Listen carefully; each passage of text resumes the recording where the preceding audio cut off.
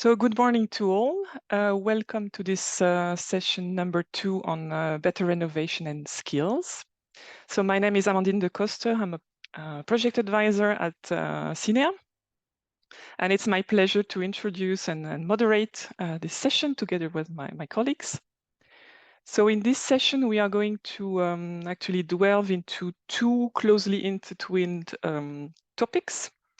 And two closely connected challenges, actually, which is on the one hand to accelerate and to facilitate deep renovation of buildings, and on the other hand to make sure we have sufficient workforce and sufficient qualified workforce above all to make sure the renovation wave can happen.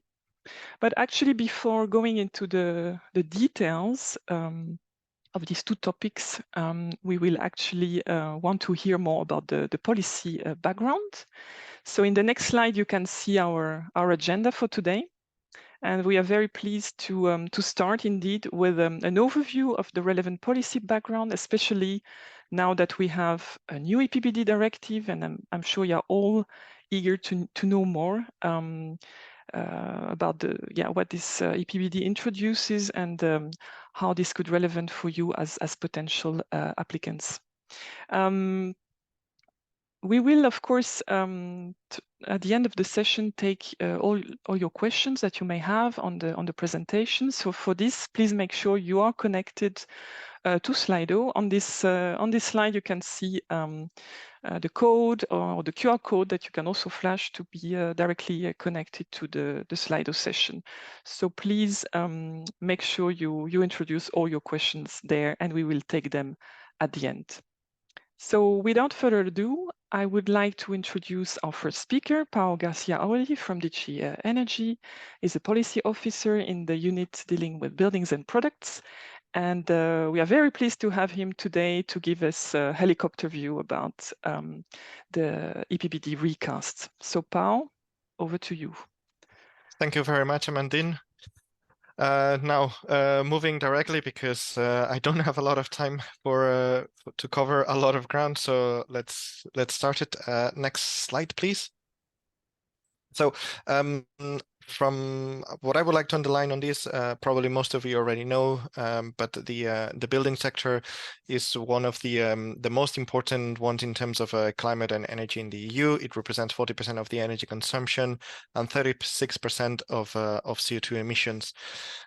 With the majority of this building stock, which is very energy inefficient because it was constructed before there were any kind of regulations on energy efficiency, and at the same time, with the fact that most of these buildings are still going to be in place by 2050, it's very clear that if we want to achieve our objectives in terms of climate and energy by 2050, at some point we have to tackle the building stock, not just the existing building stock, but also anything new that we construct in the coming years.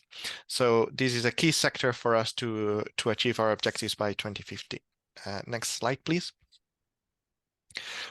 In order to achieve our objectives by 2030 and 2050, the Commission launched the Fit for 55 package.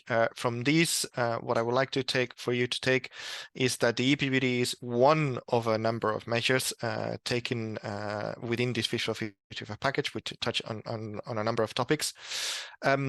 There are a total of 7 directives that touch on the energy on buildings to various degrees, and of course there is the Energy Performance of Buildings Directive, which is the most visible for the building sector. But there are other ones that you should also take into account that also affect the building sector. Next slide, please. And we started the review process of this directive back in 2021. The negotiations were not finalized until the December 2023, and we are now in the very final stages of the adoption process. It's been already voted and adopted by Parliament and Council. We are only waiting for the publication in the official journal, which should take place in the coming days. And then 20 days after that, the directive enters into force. and member states have 2 years in order to put the transposition in place. So not a lot of time for member states to modify a lot of regulations and legislation in their territories. And for this, we are working on some guidance for which I'm going to be talking about it a bit later on. Next slide, please. One important element to take into consideration in the recast of the EPBD is the fact that it's not you shouldn't take into consideration all the different provisions as individual measures. They are very much integrated with one another. So it needs to be taken as a number of measures, an integrated package, rather than a set of individual provisions. And they can be concentrated more or less in 4 different areas. The first one is renovation, which focuses on the renovation of the building stock. Then the decarbonization of the building stock, both for new buildings, but also what happens with existing buildings and how we phase out fossil fuels. Then how we modernize and integrate the building sector into the larger energy sector. So, for example, there it needs the integration on the energy grid, demand response, and sustain the number of recharging points. And last but not least, we also have the enabling framework, which facilitates all the other measures and which is a key part of the directive. This covers, for example, a lot of information measures like the EPCs, but also measures on the planning, like the National Energy Building Renovation Plans, and financial measures like one-stop shops or financial incentives. Next slide, please. Moving into the individual provisions, you will need to click once more for the next slide. Thank you. So the one of the most controversial and one most talked about measures within the EPBD has been the introduction of minimum energy performance standards. On this one, there are 2 separate categories. There is non-residential buildings. In non-residential buildings, member states will have to target the 16% most inefficient buildings, and they will have to be renovated and the performance improved by 2030. And then by 2033, the 26% most inefficient buildings will be targeted. It's the responsibility of the member states to identify, notify to the owners of these buildings about the need to renovate these buildings, and then check that indeed they have been renovated by the due date. Next slide. It's about the residential sector. Here, the approach is completely different. There are no direct obligations on buildings. Instead, there's an obligation on the member states to ensure that the average performance of the residential building stock is improved by 16% by 2030 compared to a baseline of 2020. At least 55% of the energy savings need to come from what we call worst performing buildings, which is defined as the 43% of the building stock. Member states can define any kind of measures that they want to in order to achieve these objectives. The important thing is that they need to be related to the building sector, and they need to be within the scope of the EPBD. So this can cover, for example, they can work on the efficiency of the grid, improvement of primary energy factors. They can work on renovations through subsidies or through direct obligations if they wish to do so. So they have a flexibility on how to achieve these objectives. Next slide, please. Then, last but not least on this, there are a number of exemptions allowed for non-residential and residential buildings when it comes to the to member states putting direct obligations on buildings. So, for example, historical buildings would be protected if needed. Next slide, please. Then within the decarbonization aspect, we also have the gradual phasing of solar energy. There will be direct obligations depending on the building category and size, starting in the coming years. The main objective of this is simply to increase the area of energy dedicated to solar production across the EU. Next slide, please. Then we have zero emission buildings. It's important to focus on these ones because anything that we build from 2030 onwards will most likely not be renovated by 2050. Therefore, it's very important that it already complies and it can already be part of a decarbonized building stock by 2050. So the new standard will be zero emission buildings starting from 2030 with a slightly earlier date for public buildings. The key aspects of these zero emissions buildings is, first of all, there can be no on-site emissions from fossil fuels, so no fossil fuel boilers on site. Then there has to be a very low amount of energy consumption in the building, which needs to be at least 10% better than current NZEP levels. There is a prioritization and favoring certain kinds of energy within the building. And last but not least, we need to start taking into consideration the global warming potential of buildings. So from 2028, new buildings will have to declare this global warming potential, and then member states will have to put plans in place from 2030 onwards to reduce the global warming potential in buildings. Next slide, please. Still within the decarbonization aspect, we have the gradual phase out of fossil fuels. So from 1st of January 2025, there can be no more financial incentives for standalone boilers. We also facilitate the legal basis for member states to set requirements, for example, on greenhouse gases emissions. So if they want to phase out these fossil fuel boilers, they can do it at an earlier date if they want to. That's it makes their job easy in this respect. And last but not least, we have an obligation for member states to put in place policies and measures with a view to a complete phase out of fossil fuel powered boilers by 2040. This is an aspirational target, so member states have to put measures, but there is no clear obligation or no binding obligation for a complete phase out by 2040. Next slide, please. Then starting on the enabling framework, we have a number of measures here. The first one is the introduction of the national building renovation plans. These ones substitute the long-term renovation strategies. They're based around a common template and they are much more integrated with the national energy and climate plans. The key element of this change is that they have to include a number of key measures, key actions to ensure that there is indeed a renovation of the building stock. Then on sustainable mobility, the key aspect here is to facilitate, well, first of all, to increase the number of recharging points, but also to facilitate the installation at a future date of charging points in different buildings. So there's a number of provisions here targeting different types of buildings and different types of installations to ensure both more charging points, but also especially making it easier at a later stage to install these recharging points. Next slide, please. Now, on within the enabling framework I mentioned before, one of the key aspects is information tools. And here we have energy performance certificates to start with, where the aim of this directive has been to try and converge as much as possible for the different EPC schemes across the EU, which right now are very, very different.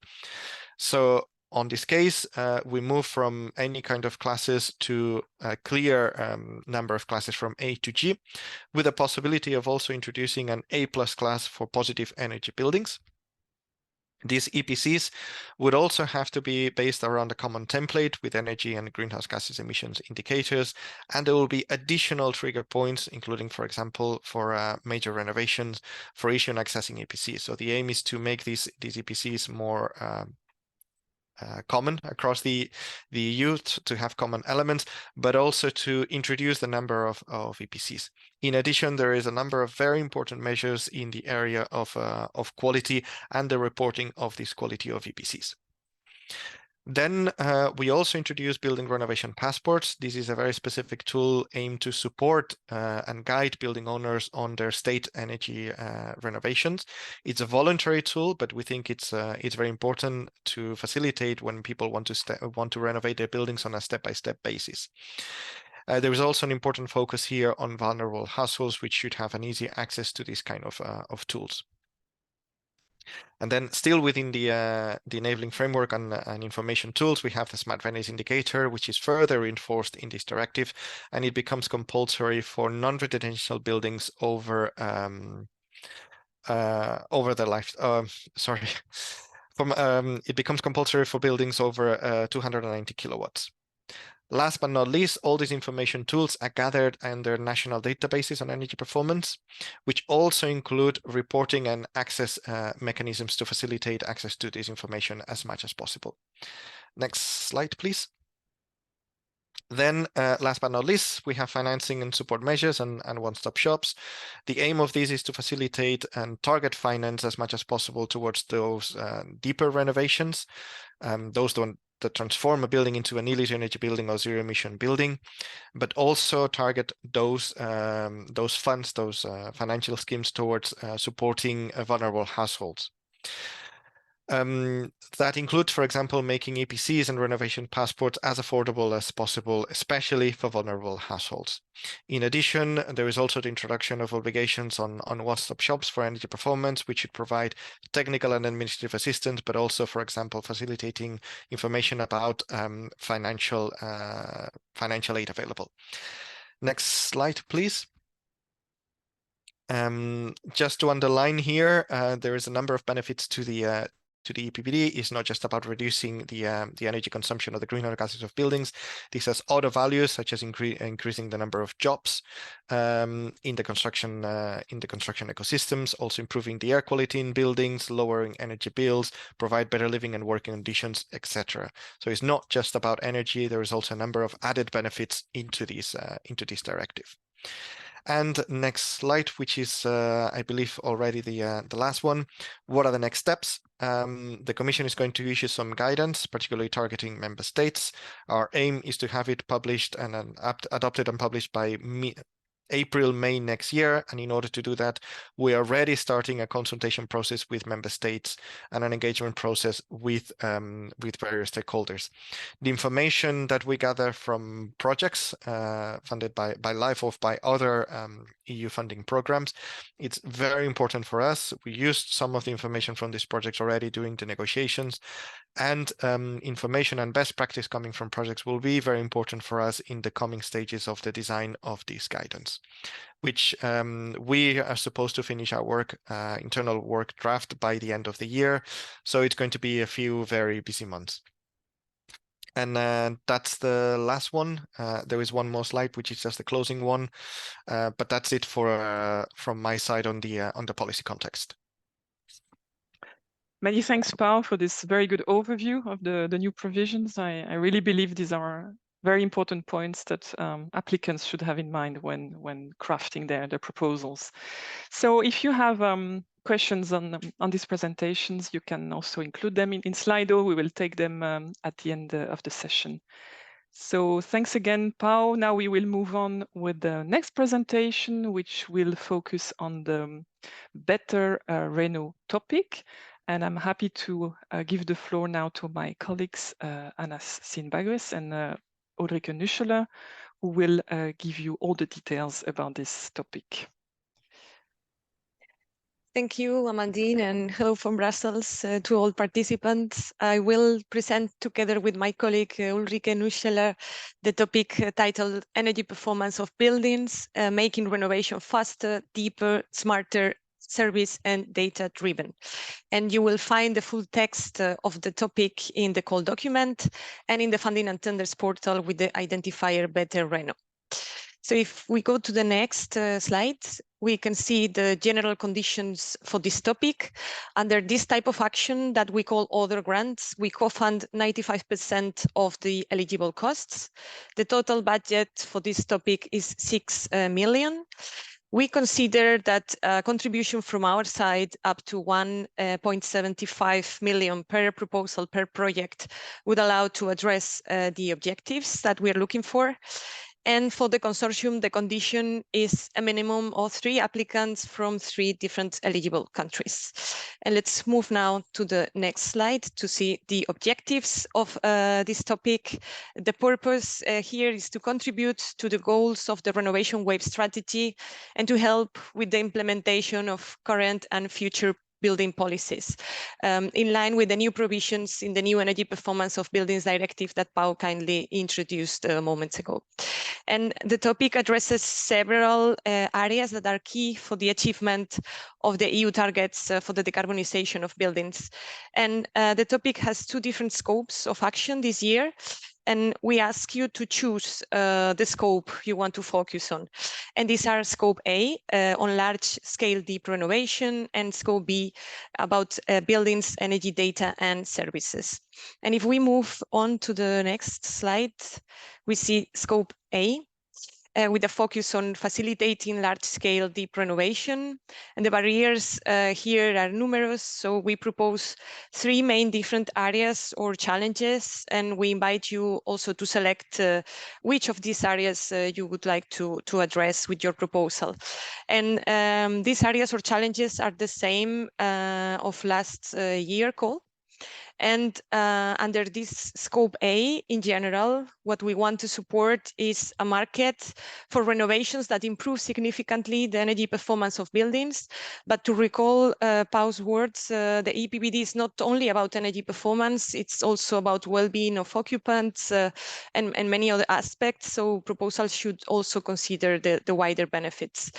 And the first area proposed under this scope is to remove market barriers and to implement large-scale deep renovation projects.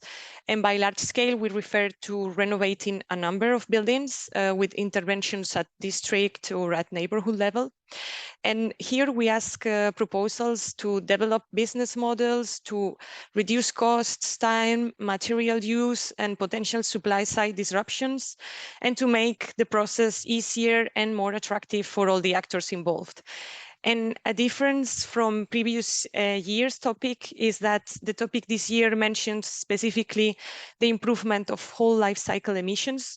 So proposals can also introduce aspects or activities related to materials, circularity or bio-based materials.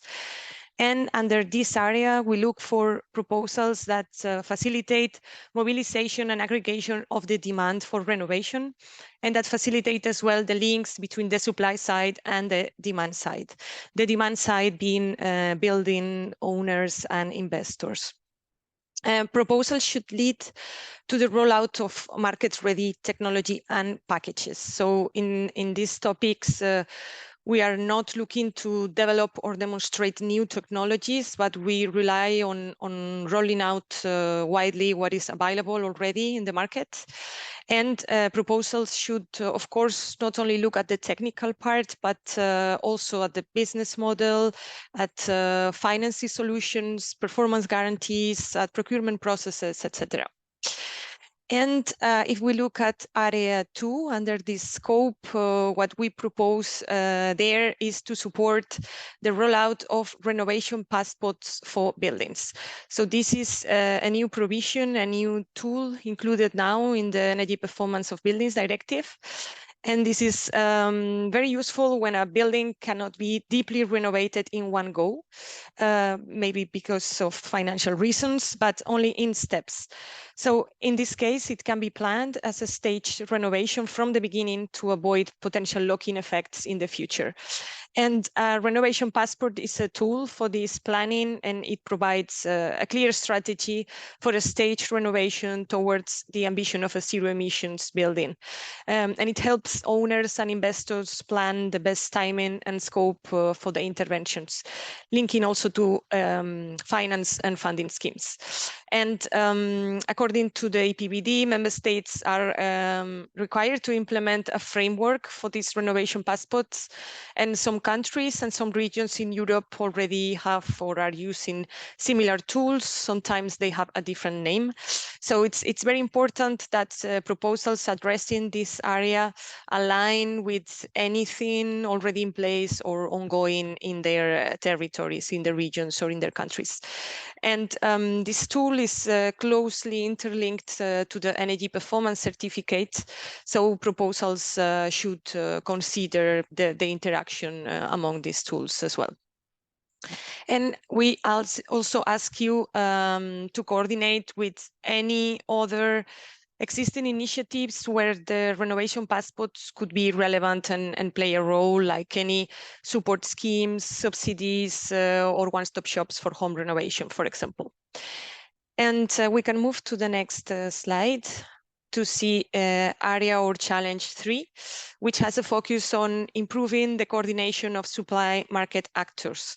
The renovation sector is very fragmented, with many small companies providing sometimes very specific solutions, and they have difficulties in coordinating to offer clients a more complete renovation for optimal energy performance. So here we ask proposals to help with this, to remove barriers and to improve this coordination. And the aim here is to help the sector establish partnerships, consortia, and help them deliver long-lasting business or collaboration models that will really enable them to deliver deep renovations with guarantees, with performance guarantees. And proposals should also help to, as part of this support, as part of this help, to reduce risks and transaction costs for these companies. They should facilitate the information sharing. They could help them showcase in office, etc. And it's important here to ensure the market uptake of the project activities by the markets where you will be acting. So the activities, again, can be linked to the services offered by one-stop shops, by marketplaces, or by any other facilitation structures that may be in place, and should involve the relevant actors needed. For example, professional organizations can be a relevant actor in helping the support to the sector. And to finish with scope A, just to say that we welcome action in all markets. Just make sure you are clear on how your proposal fits the needs of the market, depending on the readiness and the maturity. And we welcome, in particular, action or progress in less mature markets, as they may need more help and action to progress in this field.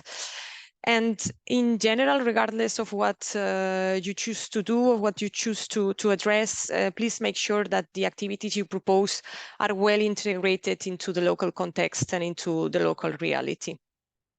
And we can move to the next slide for the impacts. So in terms of impacts, proposals should demonstrate how they will contribute to the challenge chosen. So it can be develop business models or roll out renovation passports or improve the coordination of actors. And in general, regardless of what you choose, you are expected to deploy effective and replicable solutions and approaches that will lead to increased rates of renovation in the places where you will be acting.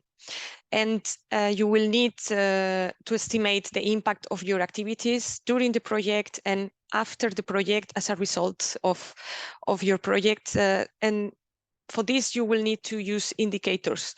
So we propose some indicators that are specific for this topic. We have the increase in renovation rate and in deep renovation rate. This would be a common goal regardless of what you do, but you may trigger a number of renovations with reduced costs, or maybe you will, or thanks to your project, a number of buildings will be equipped with a renovation passport, or maybe a number of companies will benefit from improved coordination to deliver deep renovation projects. So you will need to convince the evaluators on why your proposal should be funded. And of course, for this, you may also have other indicators that you want to put forward, and that would be relevant achievements of your project. And then there will be, of course, the common indicators for the whole program, like energy savings or investments in sustainable energy that need to be addressed by all proposals. And I think this is all for scope A, so I can hand over to Ulrike now. Hello, and thank you, Anna, and thank you also for presenting the general frame of the topic, so I can be quite short. Thanks a lot. So now coming to scope B, don't be confused because last year was scope C. We focus on those aspects that rather relate to data and services. What does that mean? That means that we look for actions to improve the availability and quality, but also the access to buildings data. And that this includes the use of data for the financing of services. It also includes the use of high quality data to improve the reliability of the instruments designed to assess and inform the value of the energy performance of buildings. But more concretely, what are in this sense actions that we strive to support?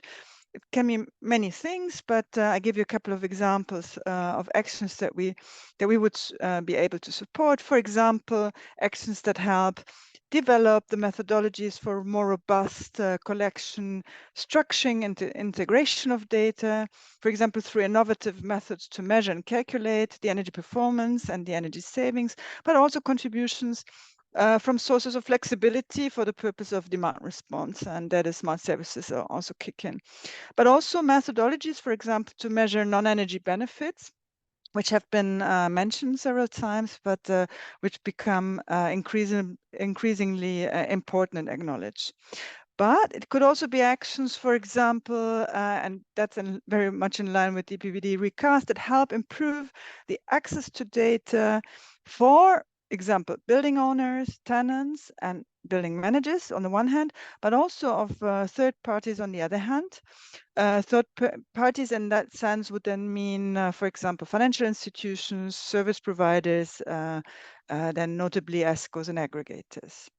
So a third area, it could be as regards instruments and very notably energy performance certificates, the development and the rolling out of approaches that use integrated data collection, data processing, both for better reliability and accuracy, but also very much linked to this for the enhancing of the market uptake of EPCs. Then fourthly, it could be actions that would support a coordination across initiatives and projects in the area of buildings policies, and buildings data. It could also be actions that support the establishment of a market-based community of data providers, mainly for the EU Building Stock Observatory, means seeking to involve all relevant sectors and players, and to set up a structure for more long-lasting, robust and stabilized data collection from that community. It could finally be actions that help develop and deploy services that use actual energy consumption data, metered savings, and the flexibility of active buildings, but also services that build on and contribute to the testing and the implementation of the smart readiness indicator. Just to clarify, these are just examples of activities. You wouldn't need to address exactly one of these. It should just be in the frame and of the general objectives of this scope, and of course of the whole topic.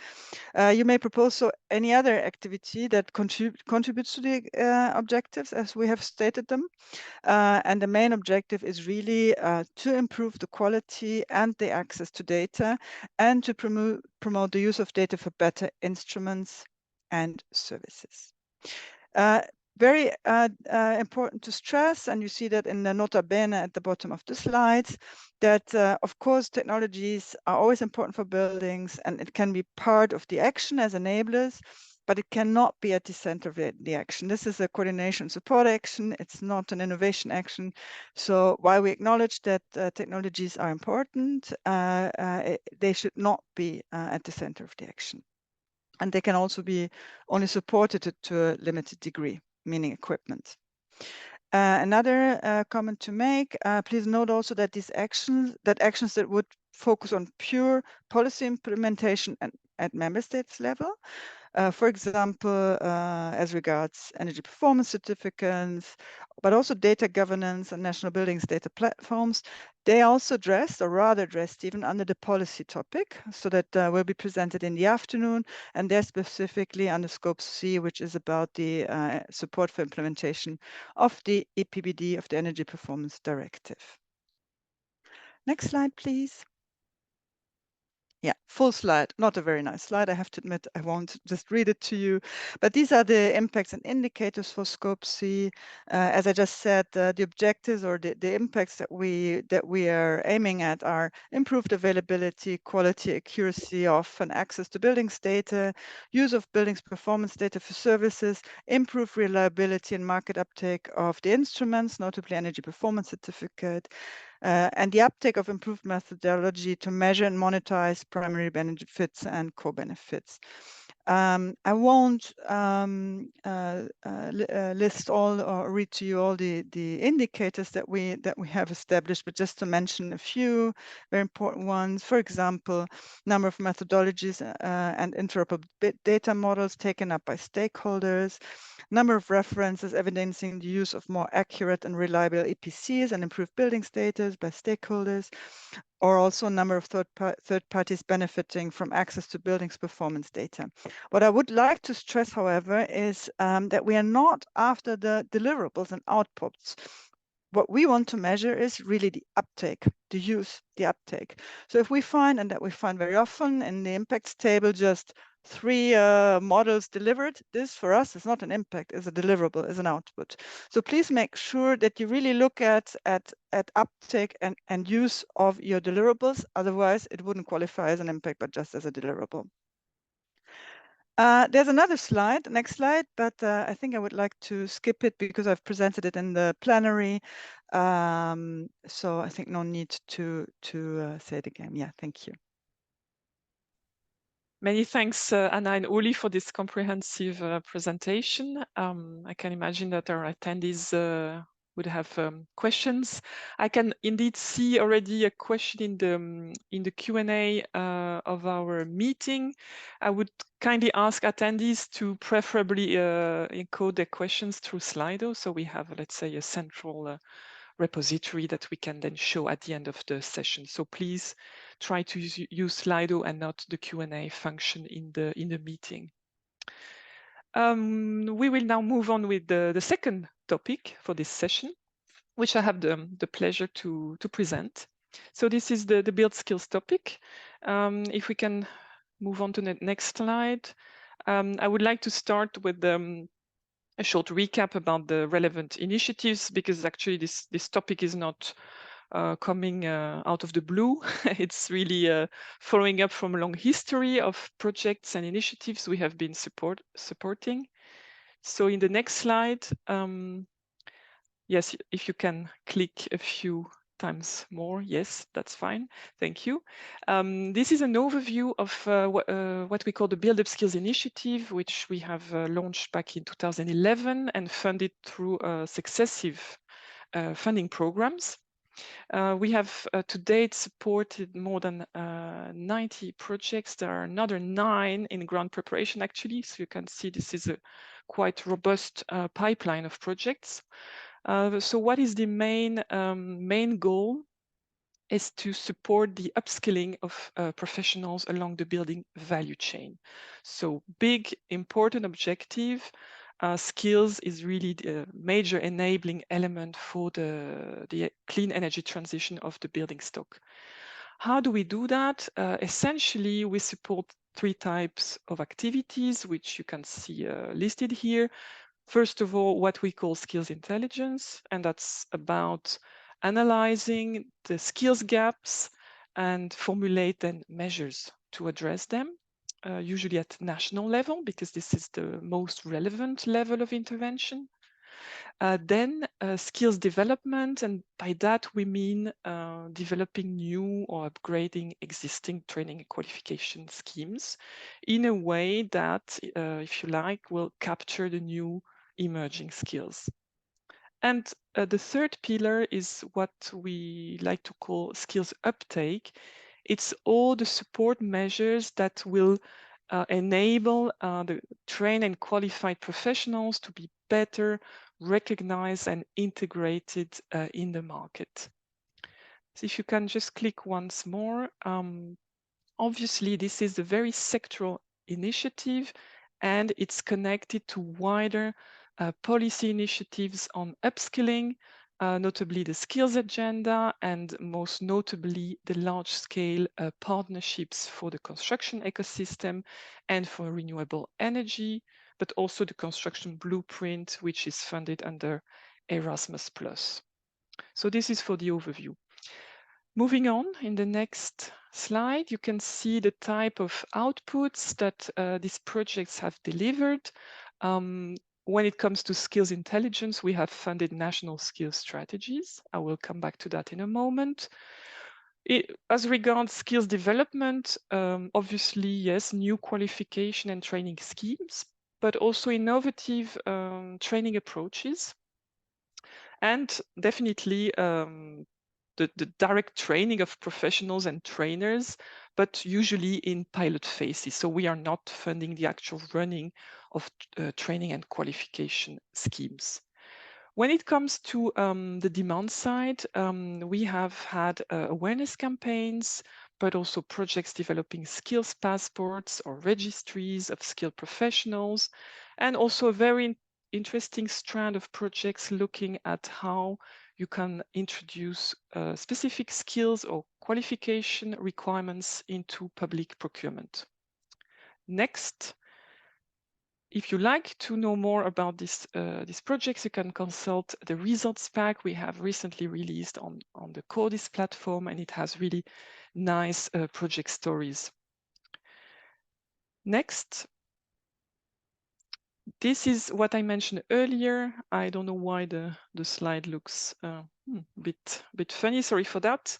In any case, this is just to say we have at the moment for 15 ongoing projects at national level, developing national skills strategies for the construction sector. So you may find it also very pertinent in case you are developing an application addressing one of these countries. So this is all I wanted to present as an introduction. Now let's move on to the actual topic. Obviously, the usual warning that this is only a snapshot, and you should refer obviously to the topic text that is available on the Funding and Tenders portal. So next. So the topic has two scopes, and as a result, there are also two main objectives. The first objective is to increase the number of skilled professionals at all levels of the value chain, and that is actually captured in the scope A. And the second objective is to create a community of practitioners that will facilitate the large-scale rollout of successful upskilling approaches, and that is scope B. So I will present both scopes subsequently, and obviously it's important to highlight that proposal should address only one of those two scopes, and it should be clearly labeled in the application. So for scope A, this is about upskilling and reskilling interventions for decarbonized building stock and energy system integration. It follows up from the scope A that was open last year. You can see the indicative EU contribution, and we can say that proposals may be submitted by a single applicant from a single eligible country. For scope B, this is the Build Up Skills Community of Practice. The indicative EU contribution is up to 2 million euros. Here, we consider that proposals should gather at least 3 applicants from 3 different eligible countries, because this scope is really about creating a network at European level. And also we intend to select only a single proposal under this scope, obviously, because there should be only one community gathering all the stakeholders. So moving on to the next slide, scope A. Next. So the scope. Here we are looking for proposals that will develop, but also test, validate, and prepare the deployment of new qualifications and training schemes or upgrade existing ones. They can address all types of professionals involved in the value chain, and also professionals from other sectors that would be then involved in reskilling for the construction or renovation sectors. What is very important is that the proposed schemes are really tailored to the specificities of the markets that you will be targeting. So in a way, applicants are really asked to demonstrate what will be the added value of what they propose compared to what is already existing. And once again, we really expect already at proposal stage that there is a clear plan for the deployment of these trainings after the project completion. Next. So the main focus of the Scope A is definitely on the continuing vocational education and training of professionals, so after they have entered working life. And this has always been the focus of Build Up Skills. But of course, you may as well address other parts of education, provided this is really justified based on the needs you have detected in the countries you will be addressing. So the professional profiles and also the levels in the European qualification framework that you will address should be clearly outlined in the proposal.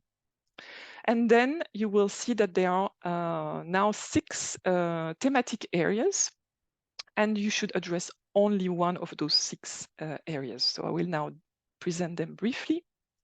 So next. So the first thematic area relates to, if you want, all the skills that will enable us and support the implementation of core provisions in the EPBD. And here you may address one or several of the points that are highlighted in the topic text, namely, for example, building energy audits. And that also includes an assessment and the advice to prepare buildings to operate at low temperature and to integrate heat pumps. Also the skills related to inspections design, but also installation and optimization of heating, air conditioning, and ventilation systems. Skills for renovation passports, and as well skills that will enable to leverage accessibility, fire safety, and or seismic safety interventions for energy efficiency improvements. So this is the first thematic area. Next we have a thematic area that is really focusing on building decarbonization. And here again, you may decide to address one or several of the points highlighted.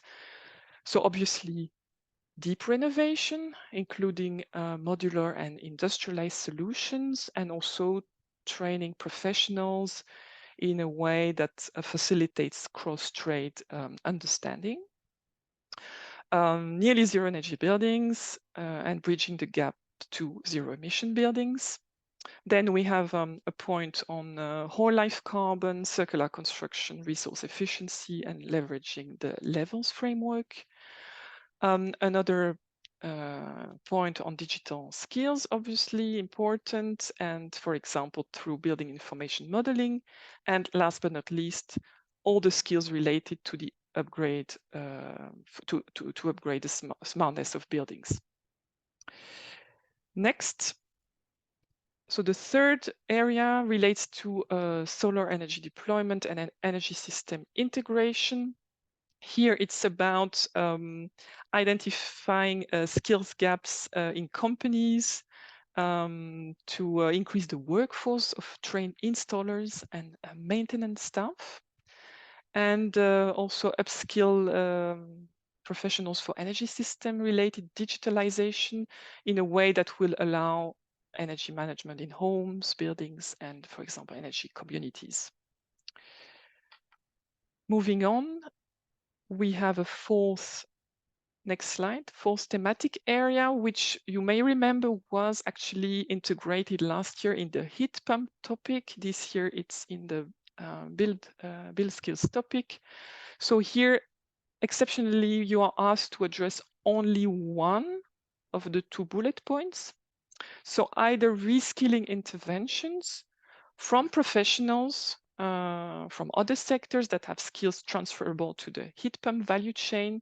And that can also include partnerships between industry and trade association, trade unions, and public bodies to identify and attract the suitable profiles. So this is really focusing on reskilling. Or you can focus on upskilling of professionals, including to integrate heat pumps as part of building renovation projects and for integrated solutions.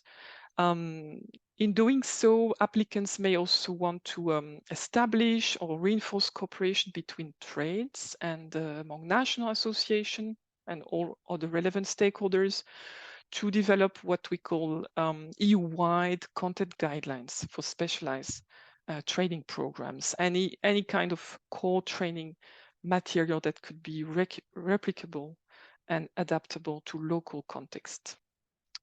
Next. Fifth area is a bit different. Here we look for innovative approaches to train the workforce on site, because we know traditionally a key challenge to upskilling is the lack of time. And one way to alleviate this is to bring the training directly at the renovation site. So here, definitely applicants should really focus on the renovation projects and also consider cooperation with product manufacturers. And ultimately, this type of approach should, let's say, facilitate the cooperation and collaboration between the different trades that are involved in a project, and to really support a holistic vision of renovation works.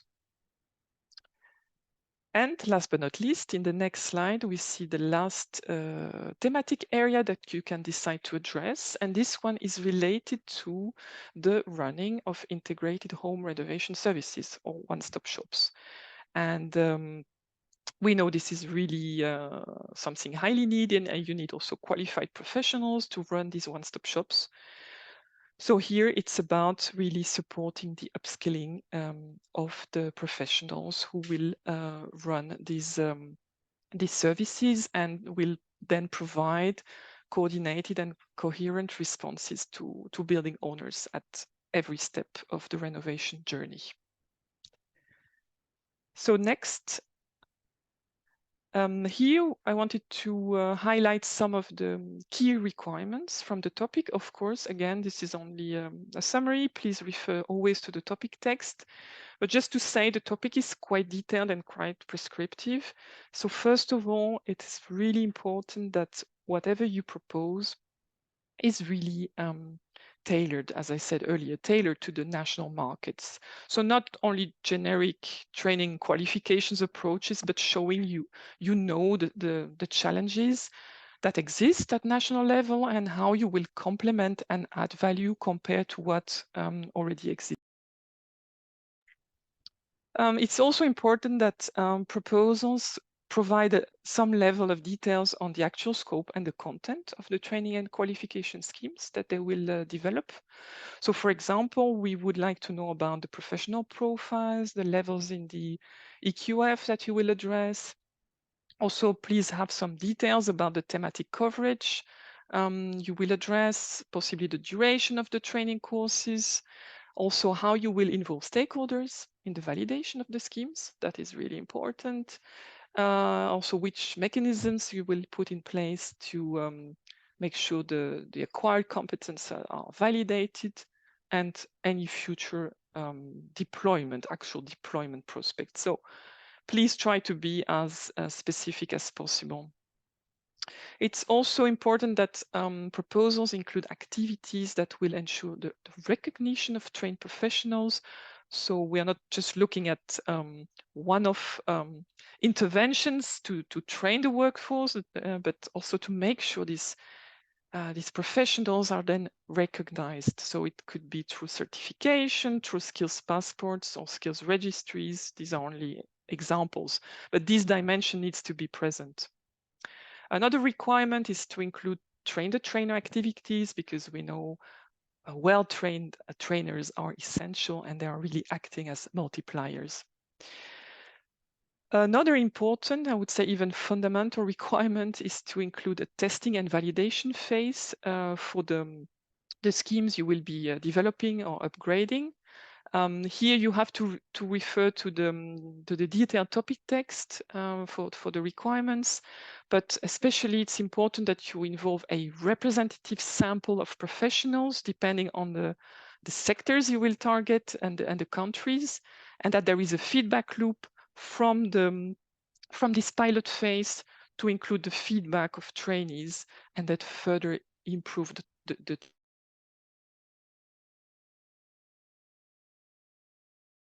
training schemes. And important that proposals include a strategy to ensure that the training and qualification schemes will be scaled up, they will be sustained after the end of the project, and in doing so, to link with available sources of funding, either at national or EU level.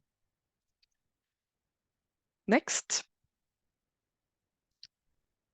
Yes, in the next slide. Here you can see the impacts for scope A. So besides the general impacts for live CT, there are a number of indicators. First of all, the number of the number of qualification schemes developed or upgraded, the number of trained professionals, the number of trained trainers, and the number of professionals either with increased qualification or the number of requalified professionals, depending on the scope of your application. We also added this year an impact related to the level of satisfaction of the trained professionals that would be then documented in feedback surveys, because we believe this is also an interesting proxy to measure the successfulness of the intervention. So in the next slides, we will now move on to scope B, which is about building up a community of practice. Next. So the aim here is really to build bridges between the group of projects that has been supported as part of Build Up Skills for now more than 10 years, and that includes past, ongoing, and new projects that will start in a couple of months.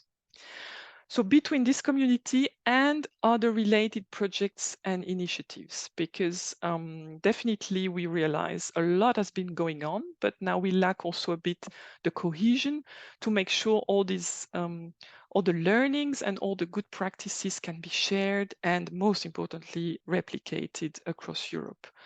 So in other words, it's about fostering pan-European collaboration and dialogue, but also collective knowledge, capacity building, and then facilitating the market recognition of qualified and trained professionals, and definitely promote best practice and partnerships between key actors.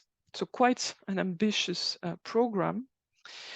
The work of the community should be structured around several working groups that are expected to meet on a regular basis. So in the topic text, we provide a list of topics that should be covered, but this is not, well, more topics obviously can be addressed, but at least those ones. First of all, the sectorial skills needs. These are all the emerging skills that are required in the building value chain. So how to address them practically in the best possible way, how to leverage what is already existing to make sure we are not reinventing the wheel. This is really what is aimed at. Secondly, skills recognition, which I mentioned earlier, all the mechanisms that will make sure professionals are really recognized and integrated in the market. Innovative training methods. As mentioned earlier, yes, how to ensure we alleviate the constraints relating to the time and how to facilitate a holistic approach between the different crafts. Demand side mechanisms, indeed, which notably relates to skills-based procurement.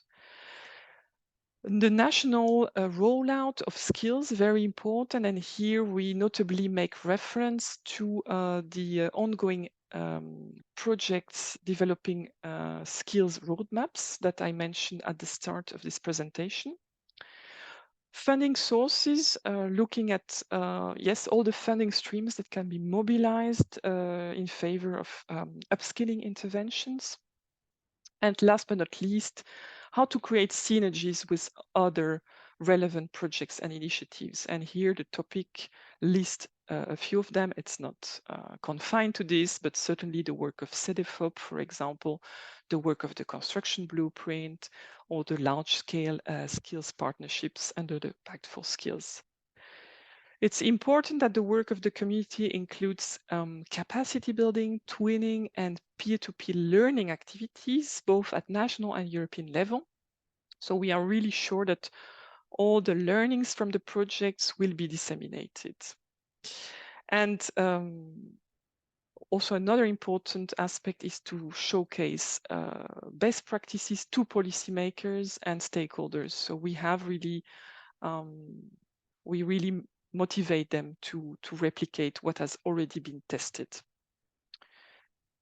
So in the next slide, we show you the relevant impact indicators, which obviously are different given the nature of Scope B. So here we look more at the number, the diversity and the quality of the stakeholders that will be involved in the community. And we give some examples of relevant stakeholders. We will look at also at the number, the nature, and the quality of the planned outputs. Again, the number, nature of national and EU capacity building, twinning, and peer-to-peer learning activities. And finally, we will also look at the target audience of the communication materials that will be developed. So I think this is all for Scope B. So very different objective than Scope A, but could be nicely complementary. But once again, just to stress that proposals should choose to address either Scope A or Scope B. So you cannot combine both. I think this is the last slide I wanted to show. And here we have once again the details for the Slido session, where you can introduce all your questions. So thank you so far. I think I will now hand over to Ulrike for the Q&A part of our session, and we can see what's in Slido for us. Thanks a lot, Amandine. I'm just checking, but I think we can also publish them here, no? If I'm not mistaken. Yes, indeed. So if we can now show maybe directly what we have. Ah, yes. Voilà. Okay. Thank you. Super. I mean, it's not thousands of questions, but it's 4 and very relevant ones. So maybe we can just start from the top, which had also got a couple of votes. And I think that would be a classical question for Anna. So are costs of renovations eligible, please, Anna? So for better reno and maybe for build skills, Amandine can complement, but in general, the answer is no,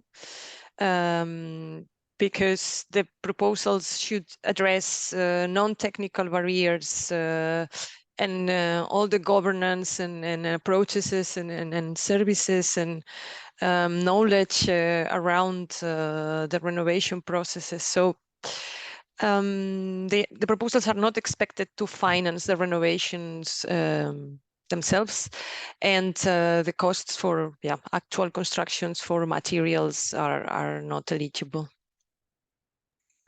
Okay. I can also maybe complement for skills. So indeed, the answer is also no. And yes, it's a good point that I should have also specified that for the skills topic, the cost related to training infrastructure, training facilities is not is also not eligible.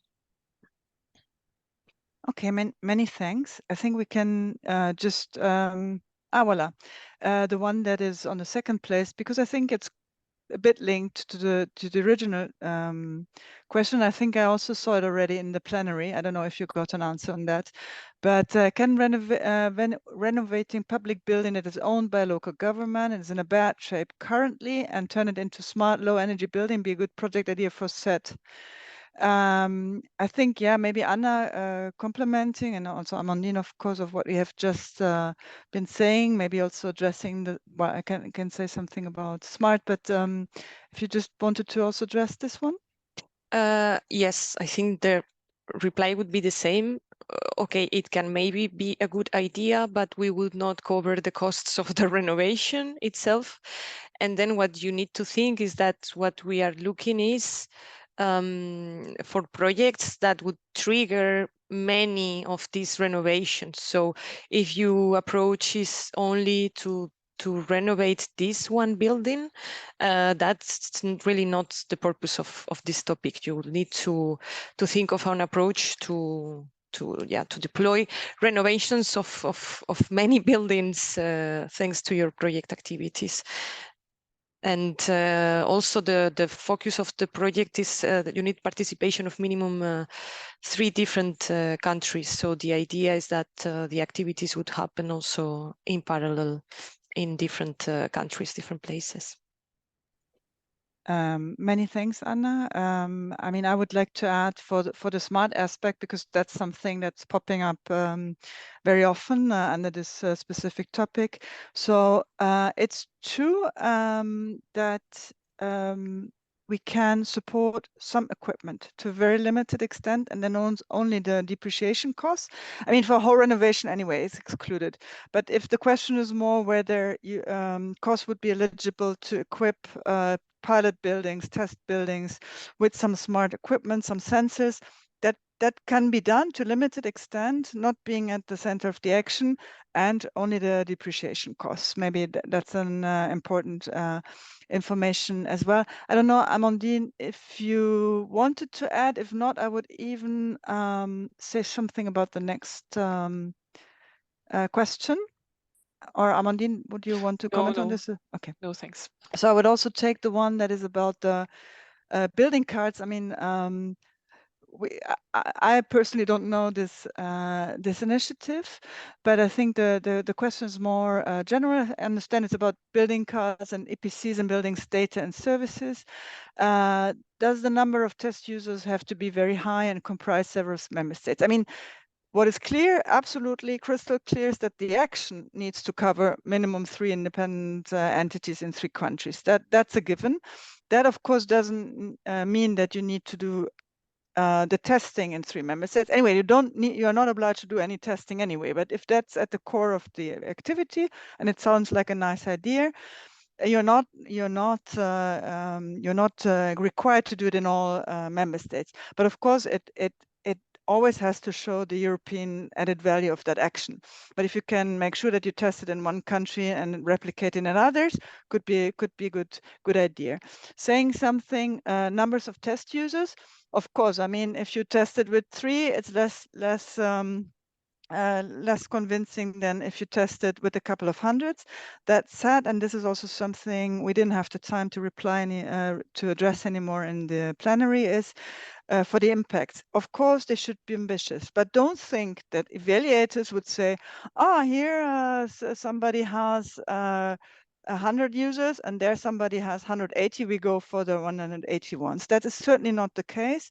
It has to be consistent, it has to be realistic, it has to be credible. This is the most important thing. It's not about sheer numbers. Okay, and I think I'm done with this one, but then I see there's another one on skills. Amandine, if you would like to take that one. Yes, so can we focus on a specific building typology? You will see that the topic text is not prescriptive in that respect. So I could imagine that the question is maybe related for example, heritage buildings. So it could be that you could focus on specific building types, but then of course make sure you are falling within one of the 6 thematic areas that we highlighted. So it has to be either connected to deep renovation or to digital skills or to one of those 6 thematic areas. I think that's the answer we can give. Many thanks. I hope that was a very comprehensive answer. There was a question that now seems to have disappeared, but I think it's an important one. I think it was more or less asking whether proposals could address several scopes or also several areas. Maybe Anna, would you want to comment on that? For Better Reno, in principle, we are asking you to focus on one scope, A or B, because in general, we think that if the project is well targeted, probably the type of approach, the activities, the actors to involve would differ. But this said, in practice, you can. So you could do it, but it would need to be well justified, and it also won't give you more points for the evaluation, let's say. So what we have seen in the past is, and we don't want, is proposals that try to artificially cover everything and toss up keywords in the proposal, and end up being very superficial. So we want to fund real solutions for real problems. So sometimes a specific focus is more realistic and more effective. So it's up to you. If your intervention logic and in your approach it makes sense to tackle several aspects of the topic and it's well justified, then this is also very fine. Okay, very good. And we have had this in the past as well, that there were indeed proposals addressing several aspects, but still they had quite a clear focus on one of these. Okay, I think we covered everything, and the one that is on the screen has been replied by yes, voila. Yes, maybe on the scopes for skills, I can just reiterate that you have to choose between A and B. That's clear. Within A, you have to choose one of the 6 thematic areas, and within each thematic area, you may address one or several of the points that are mentioned, except for the scope on heat pumps, where you have to choose between reskilling or upskilling. So it's a bit more complicated, but I guess you will find your way. Yeah, because there's a lot of guidance also already Yes. included in the topic, and quite some clear instructions. I think we are at the end of the session. I would then maybe hand over back to Amandine as our overall moderator. Thanks a lot. Yes, thank you, Ulrike. Thank you to all of you, to all our speakers. I hope this was an informative session. Please stay tuned for tomorrow. The info days continue with the sessions dedicated to operating grounds. And now, as we are going to close the session, you will have the possibility to fill in a very short feedback survey. It takes only a few seconds, so please, if you could do that, it would be greatly appreciated. So thanks again to all and have a good rest of the day. Bye-bye. Bye. Thank you. Bye.